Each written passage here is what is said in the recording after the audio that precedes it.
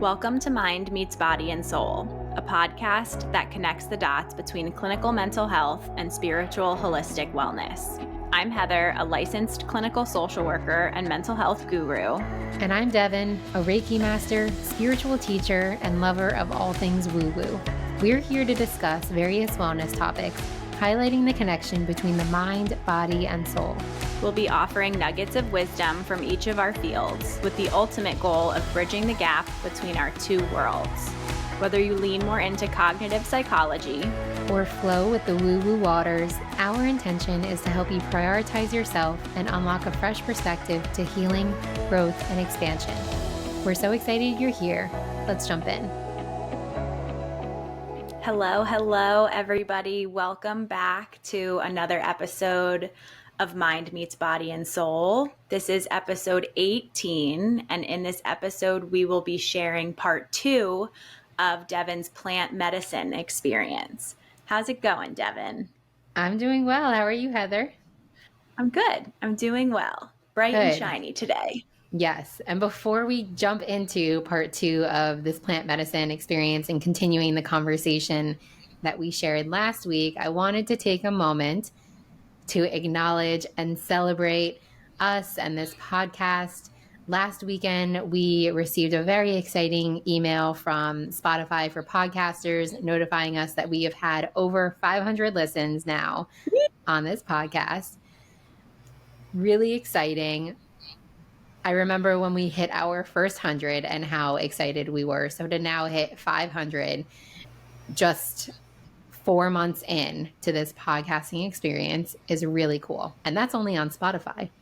It's exciting to know that so many people are out there and listening and that like we're touching so many lives. And I think it's really cool when people are like, oh, I was listening to this episode and like this stood out to me or that stood out to me. And to know that we are here and able to make these conversations accessible to people is really what like matters the most to me, to know that like it's landing and you guys are all out there listening to us. I just looked at my microphone like as if I was looking at the audience. It's just cool. It's exciting. I'm happy to know that people are finding this information beneficial and helpful.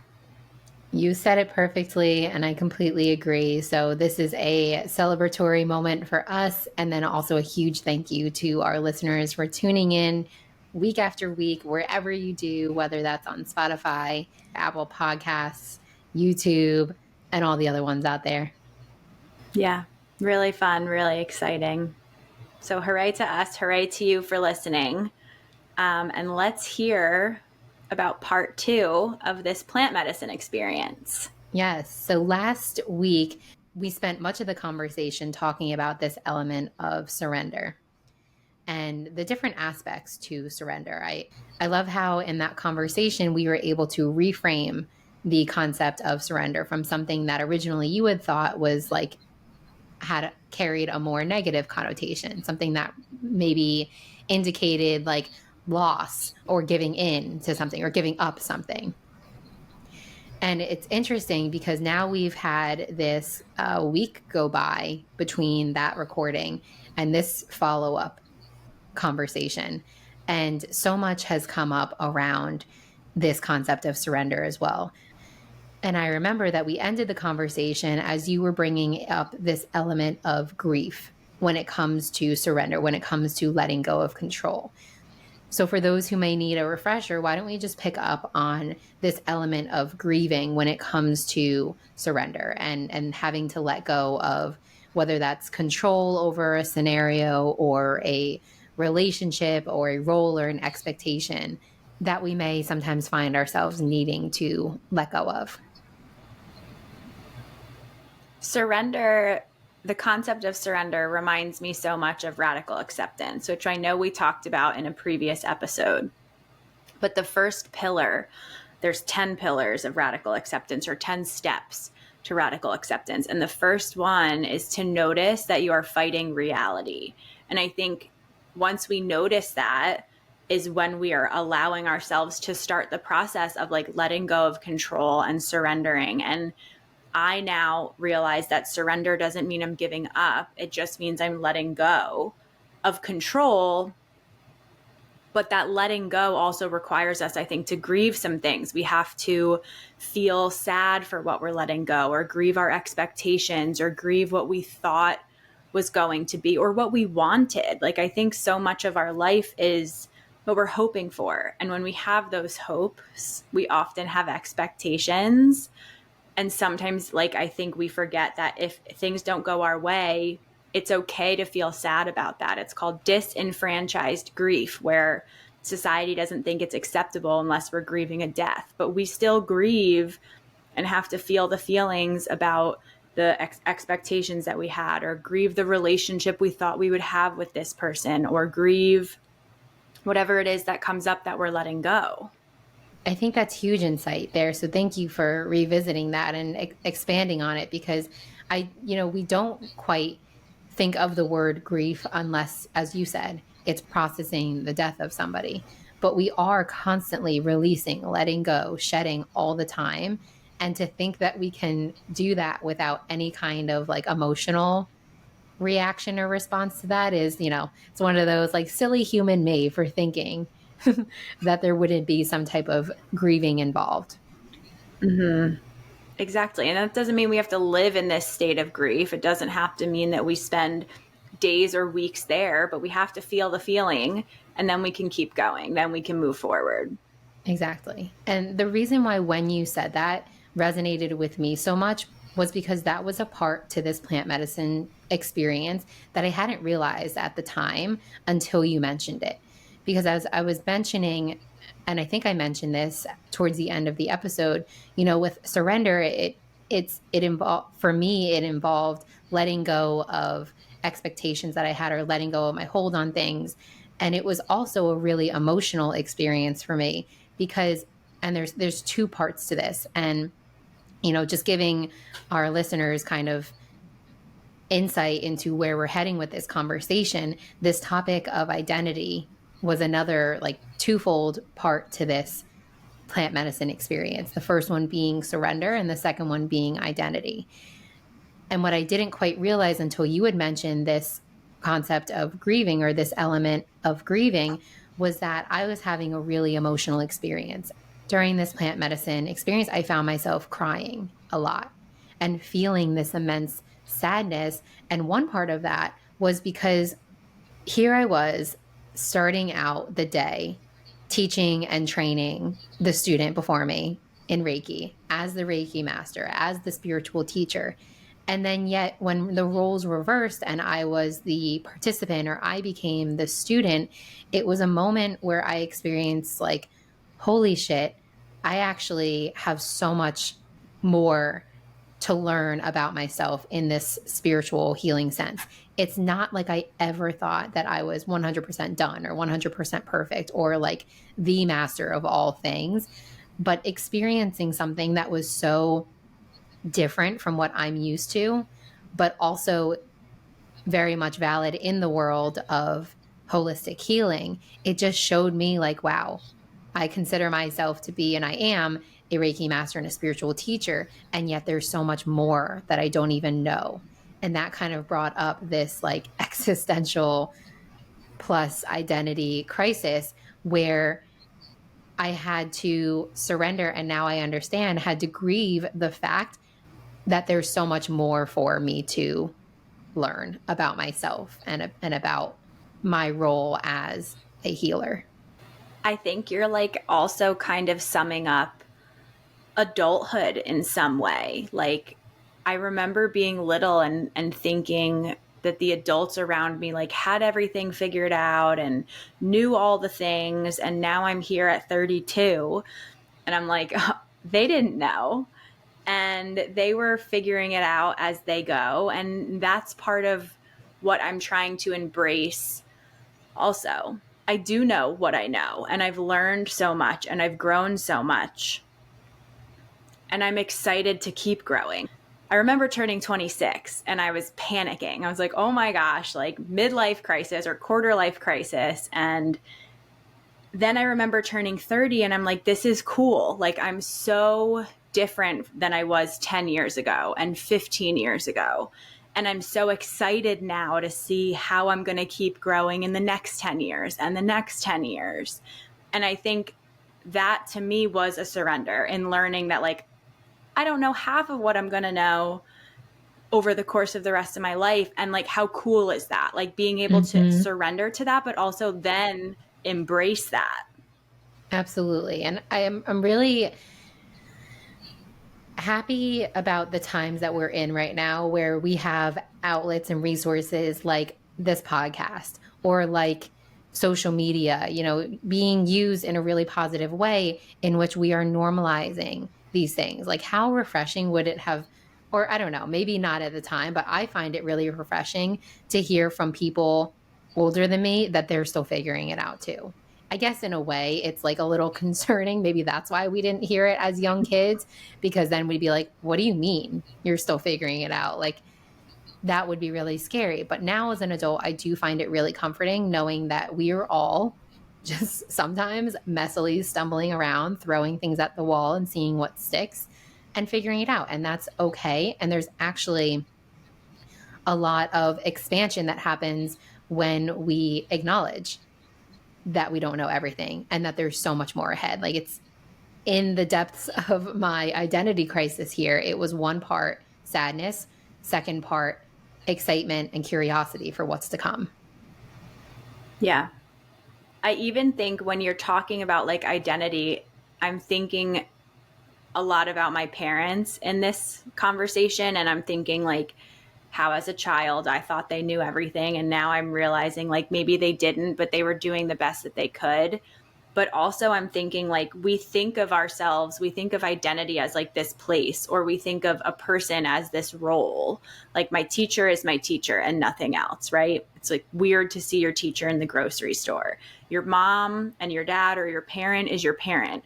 And you forget that they're like an employee, a friend, also a child to people, a sibling. Like we think of these people in these like linear roles, but our identity is so complex. We are so many things, and all of those things are evolving over the course of our lives. So it's interesting that like we like to, the human side of us, like you say, likes to think of it as like, this is my identity, but it's so much more complex than that.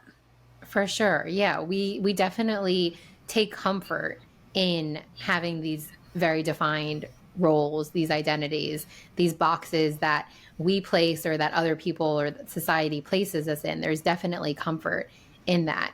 And, you know, I'm going to come back to that in a moment, but going off of what you said there too, I do believe that our identity, like our purpose, like our interests are so fluid. At its foundation, I think that things do remain pretty solid. Like if you are somebody who is very nurturing, you're going to remain a nurturing person or a nurturer for your whole life, most likely. The ways in which that shows up is just going to manifest differently. It's almost like your values stay, right? And I think through life you find out different things about yourself and you're like, ooh, okay, like this is something that I want to live out. This is a value to me. Or like some things are just instilled in us. Like we learned in the episode about me and my natal chart or my human design type. Like there's parts of us that are who we are and are going to be consistent. And then there's things that we learn throughout our lives where we're like, okay, I want to keep this. I want to embody this. I want to live this out. And I think that's what you're saying there with the fluidity of it. Yes. Yeah. And I find that it's more refreshing to hear that there's so much fluidity. There's so much more fluidity than our tiny human minds can comprehend. And that brings me to the second part too, that in this moment, in this plant medicine experience that I was having and feeling super emotional, this message came through to me. And it was, in a world that tells you who you are, be guided home to yourself.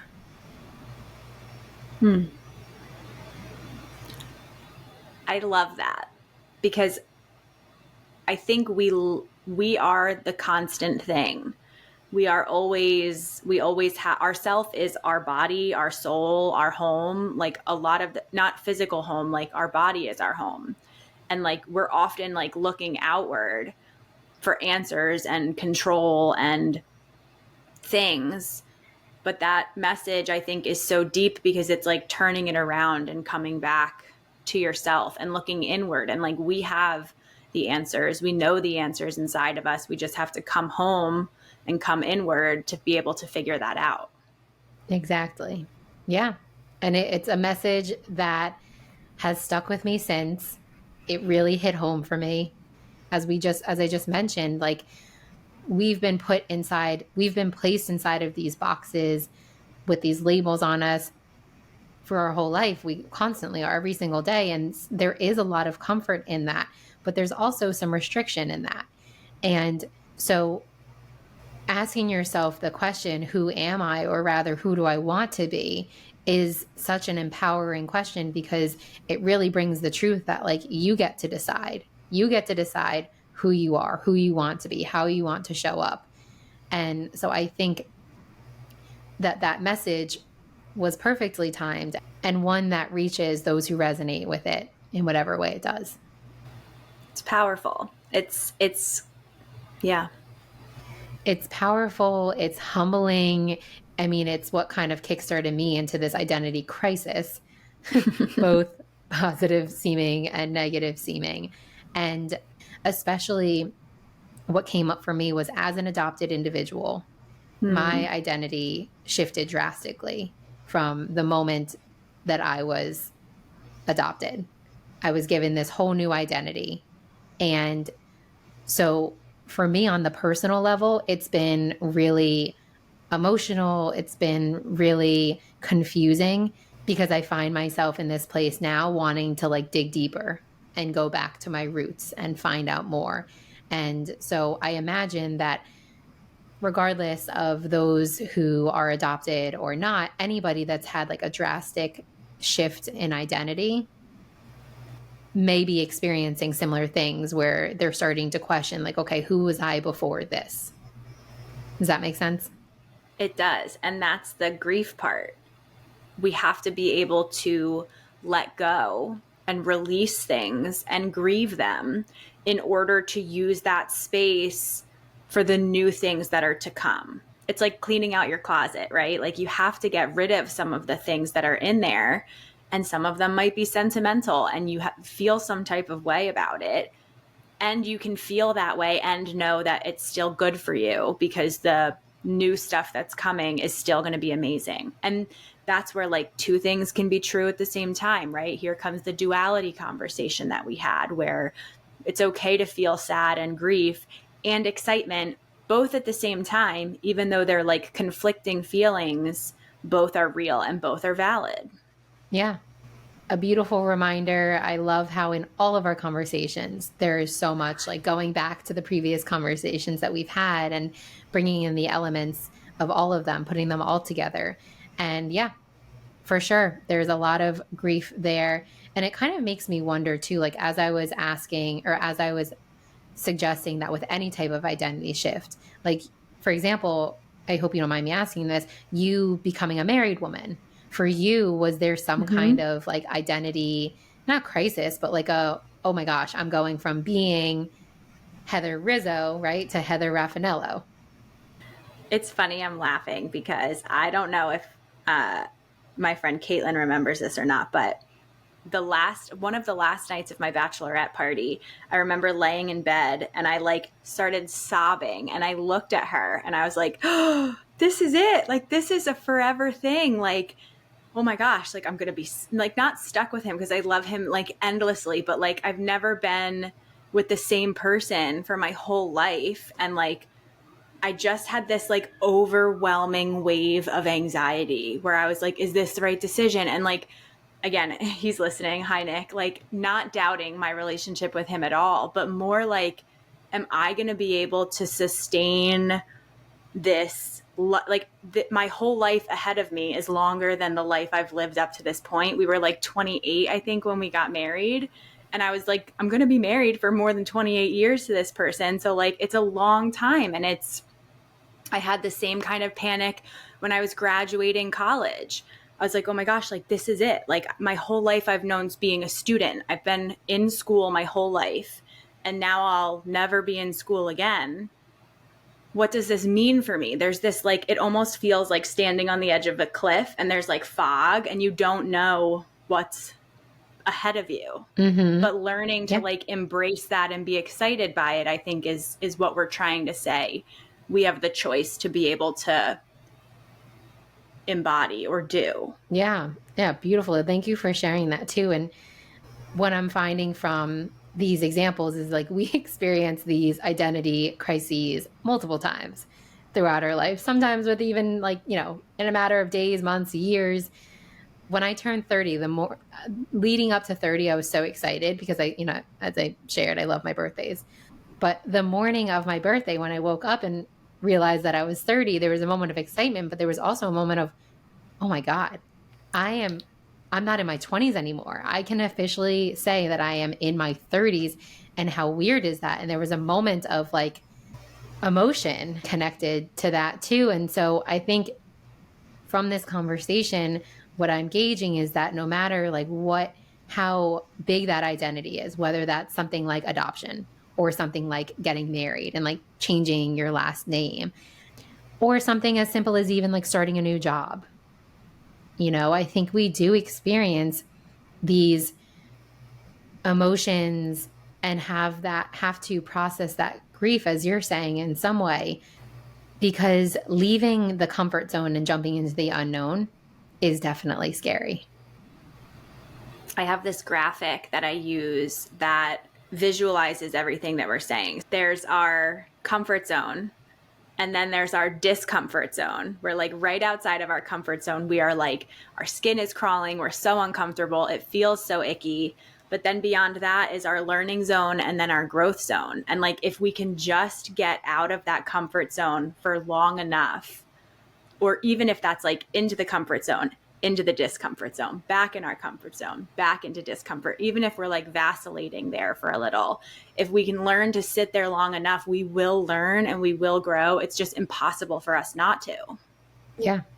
That brings me to the question, when you work with your clients and they find themselves like in that comfort zone or in that discomfort zone and want to get to that growth zone, what does that work look like with your clients?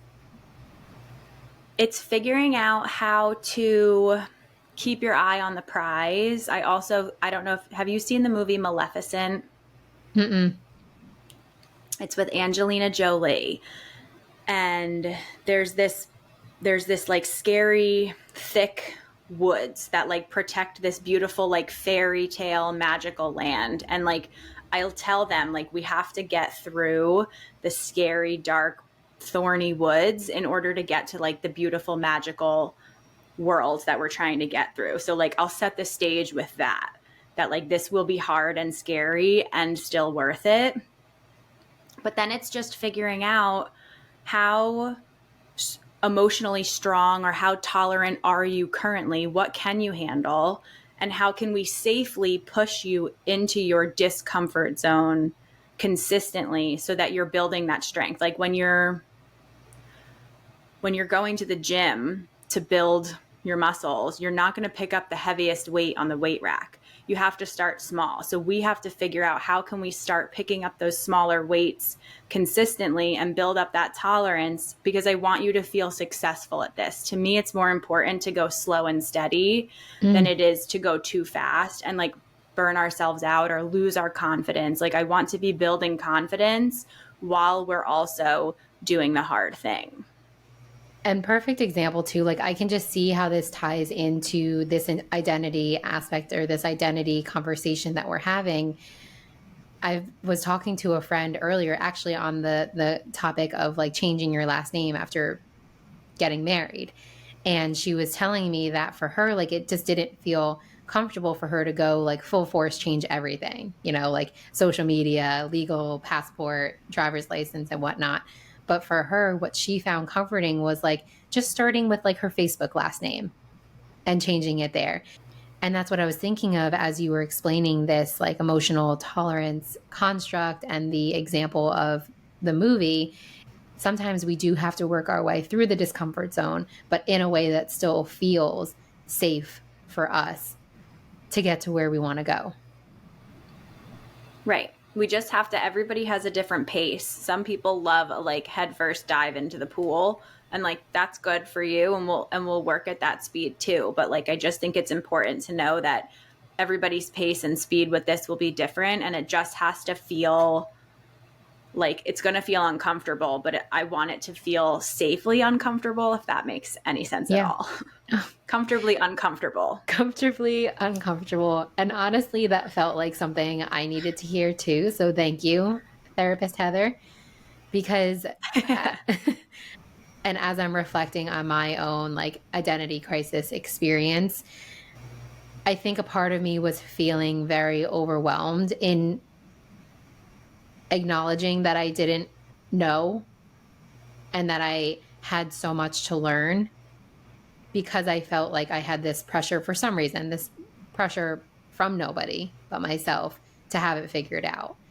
And something as big as like returning back to your roots and learning more about where you came from is a huge task and very uncomfortable. So I really appreciate that reminder on the personal level for me that it's just about taking the little steps along the way. I can't imagine how like rattling that must have been for you to feel like deeply unsettled, disconnected, confused. It like, I'm picturing like it flipped your world upside down. You like were like, I'm good. I know who I am. I figured it out. And then especially for someone who has been through this like healing process because you're adopted and because of all these other things surrounding your identity, like that is really scary. And that has to be really hard. And like feel that. And also know that like you still can do things about it and you can still go forward at a pace that feels safe. Like when things rock our world in that type of way, I think we have to like the mantra that came to you, reel it back and go back to basics. Start small, be where you are and go from there. Like your starting point might be a few steps behind where you thought you were, but like that's okay too. Yeah, thank you. It's something that, again, I feel like I needed to hear. I also know that this is going to be something that resonates with so many, on so many different levels. So as always, I'm grateful to be having these conversations. I know that I have this journey that is unfolding for me. You're on your own journey that's unfolding for you, and same for everybody else. But I find that the more that we have these conversations, the more that I share what I'm going through and hear from others what they're experiencing, I find a lot of comfort in that. So for those of you who are listening, my message to you is that we are all figuring it out, no matter what age, what stage of healing, growth that we're at, we're all figuring it out. And there's something really beautiful about that. There is. It's beautiful to know that there's so much more ahead of us, but it scares the human part of us to not know what that is.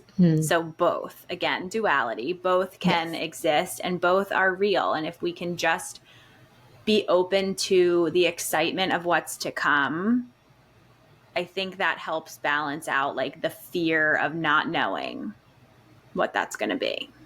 I think so too. Are we wrapping this episode up? I think we are. We've had a great conversation. We've self-reflected a lot and offered many nuggets of wisdom. So I feel good wrapping up this conversation. I think it really beautifully came, like it kind of like went up and then like kind of beautifully trickled down, trickled off, trickled down. But it was a beautiful, natural flow this time. I feel like peaceful right now. Me too. So I think, Devon, it's your turn to look up at your vision board and let us know what's calling out to you. The very first thing that I saw when I looked up was in big letters, living large. For me, that gives a like living large is about expansion. And I think that our souls came here to live this large, expansive life, constantly growing, learning, evolving. And so I'm going to leave our audience with that. Beautiful. Beautifully said. Thank you for sharing in both part 1 and 2 such a personal and vulnerable experience with me and with our listeners. And I appreciate you working through that kind of like live in the motion, live in the moment with all of us. I think it's going to resonate. It resonated with me. I'm sure parts of this are going to resonate so much with our listeners. And I'm excited for all the future chats that we have, all the future growth that you're going to experience. I just can't wait to watch it unfold. Me too. And with that, we thank you everybody for tuning in, for giving this episode a listen. If you have any feedback, any questions, know that you can always reach out to us. We would love to hear from you. Yes, we would. Thanks, everybody. See you next week. Bye. Bye. We are so glad that you took the time to share this space with us. We'll be releasing new episodes of Mind Meets Body and Soul every Tuesday, so be sure to give us a follow and share this podcast with those you love. To connect with us and join our communities, head to the show notes where you'll find our contact information and individual websites. Until next week, stay grounded, keep growing, and trust that everything you seek is unfolding for you.